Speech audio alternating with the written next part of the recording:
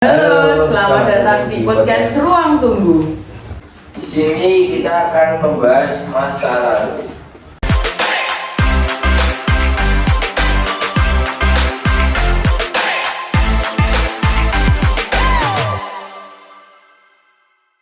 Di sini bersama saya Faiz Rahmat Dan saya Dara Prastaningrum. Kali ini kita membahas tentang topik Venezuela dan Kolombia. Hadir bersama kita ada pihak Venezuela, Hafid dan Robiah. Dari pihak Kolombia ada Ferdi dan Lutfi. Selain itu ada Andrea sebagai penengah. Untuk sebelumnya boleh dijelaskan dulu bagaimana profil negara Venezuela. Baik. Negara Venezuela atau Republik Bolivariana Venezuela merupakan salah satu negara di Amerika Latin yang beribu kota di Caracas. Negara ini berbatasan dengan Laut Karibia dan Samudra Atlantik di sebelah utara, Guyana di timur, Brasil di selatan, dan Kolombia di barat.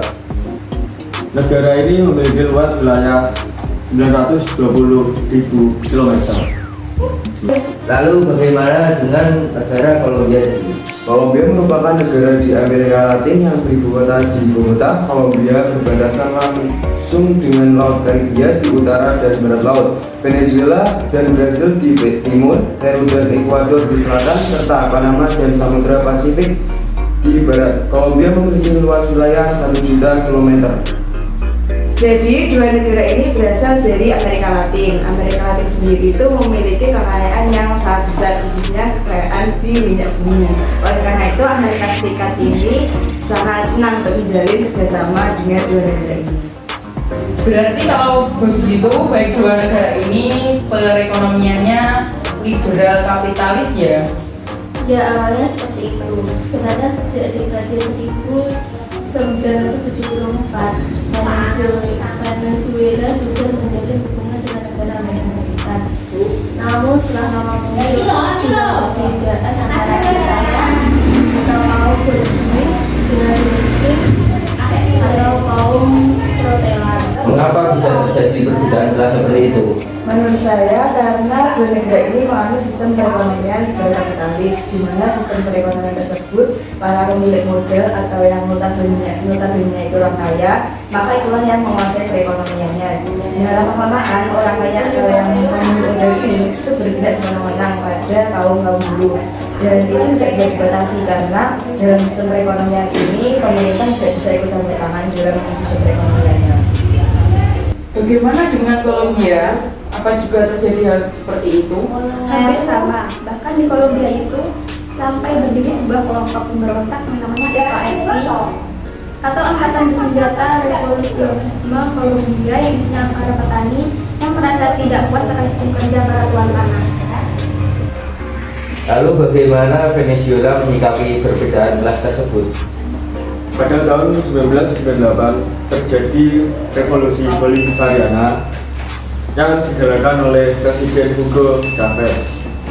Revolusi ini bertujuan untuk menegakkan visi demokrasi sosialis, integrasi Amerika Latin, dan anti-imperialisme. Melalui revolusi ini, Venezuela diubah menjadi negara sosialis. Memang apa bedanya jika sistem negara dirubah menjadi sosialis? Tentu saja berbeda. Dari yang awalnya perekonomian ini dikuasai oleh swasta dan diserahkan sepenuhnya pada swasta, di sistem sosialis ini perekonomian itu diatur oleh negara dan pemerintah. Jadi negara dan pemerintah itu bisa mengetahui dan mengatur siapa saja yang bisa menjalankan perekonomian, dan kesejahteraan rakyatnya itu bisa lebih diutamakan. Lalu bagaimana dengan Kolombia sendiri? Bagaimana cara Kolombia mengatasi perbedaan kelas? Karena FARC tadi mengarah pada pemberontakan, jadi Kolombia lebih berfokus untuk menumpas FARC dan memperkuat militer dan meminta dukungan kepada Amerika Serikat. Apa saja langkah-langkah yang dilakukan oleh pemerintah Venezuela selama revolusi Bolivarian? Presiden Chavez menasionalisasi perusahaan-perusahaan yang sebelumnya dikuasai oleh swasta. Pemerintah Venezuela juga menerapkan kebijakan luar negeri untuk mengintegrasikan Latin dan Karibia revolusi sosialisme. Jadi pemerintah Venezuela ini ingin menyatukan seluruh negara di kawasan Amerika Latin dan Karibia untuk beralih ke sosialisme.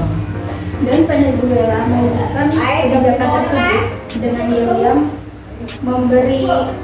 mempersenjatakan FARC yang merupakan pemberontak di Kolombia. Mengapa Venezuela melakukan hal tersebut? Sebenarnya FARC ini bukan pemberontak. Mereka sedang memperjuangkan hak-haknya. Jadi latar belakang tersebut yang menyebabkan konflik di antara Venezuela dan Kolombia. Sebenarnya ketegangan ini semakin memanas sejak Amerika Serikat ikut serta dalam konflik ini. Amerika Serikat ini mempersenjatai Kolombia yang pro Amerika meminta bantuan kepada Amerika Serikat untuk menjaga pertahanan dan keamanannya. Sementara Venezuela yang anti Amerika merasa bahwa tindakan tersebut itu merupakan suatu provokatif dari Kolombia. Apa saja dampak yang dirasakan kedua negara dari adanya konflik tersebut? Kedua negara telah memutuskan hubungan diplomasi dan mendeportasi ribuan warga Venezuela maupun Kolombia. Dan baik Venezuela ataupun Kolombia sendiri mengalami krisis ekonomi dan guncangan stabilitas politik. Lalu bagaimana keadaannya sekarang? Setelah beberapa tahun berkonflik, pada tahun 2022, kedua negara ini telah memulihkan hubungan diplomatik. Perbatasan yang semula ditutup sekarang sudah dibuka kembali. Diharapkan dari perbaikan hubungan ini, baik Venezuela dan Kolombia dapat bangkit bersama dan menumbuhkan ekonominya pasca konflik. Pemerintah Kolombia juga telah mencapai kesepakatan damai dengan kelompok FARC setelah konflik internal yang telah berlangsung selama 50 tahun tersebut. Berarti dengan demikian konflik antara Venezuela dan Kolombia saat ini telah mencapai titik terang. Semoga dari adanya konflik tersebut dapat menjadi cerminan pada setiap negara bahwa tidak masalah memiliki ideologi yang berbeda. Semua hanya tentang komunikasi dan toleransi. Demikian tadi podcast Ruang Tunggu bersama Venezuela dan Kolombia. Semoga dapat menambah ilmu pengetahuan kita. Sampai jumpa di project selanjutnya.